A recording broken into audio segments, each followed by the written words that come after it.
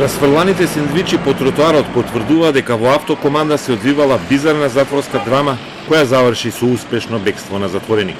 Околу 11 часов затворското комбе кој клиничкиот центар се движело кон Идризово застанало на улицата кај познатите шоферски плескавици. Внатре имало двајца затвореници, затвореничка која се враќала од болница, двајца чувари и жена чувар. Чуварите излегле надвор да купат сендвичи, а за себе им барали и затвореникот Фидан и Сени.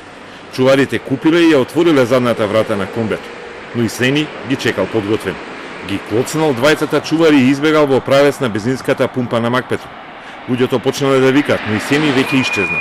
Останатите двајца затвореници се вратиле во затворот, а случајот е пријавен во полиција, откако преку радиоврска е алармирано и во Идризово.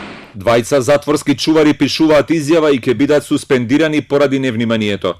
Скршнато е од рутата и возилото било застанато што е спротивно на процедурите. Надлежните се известени. Истрагата за бегството е во тек. Се уште нема потврда со какво возило избегал и Сени и дали станува збор за организирано бегство, бидејќи некој знаел и дека затвореникот ќе оди на преглед во клиника и дека комбето ќе застане по храна. Полицијата ги превзема сите мерки за пронаоѓање на бегалецот. И Сени им е стар познаник на затворските власти. Бил повратник во Идризово и сега издржувал казна затвор од 7 години и 7 месеци за повеќе дела.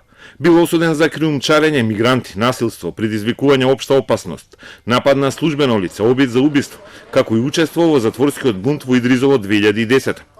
Последните 17 месеци бил во Идризово.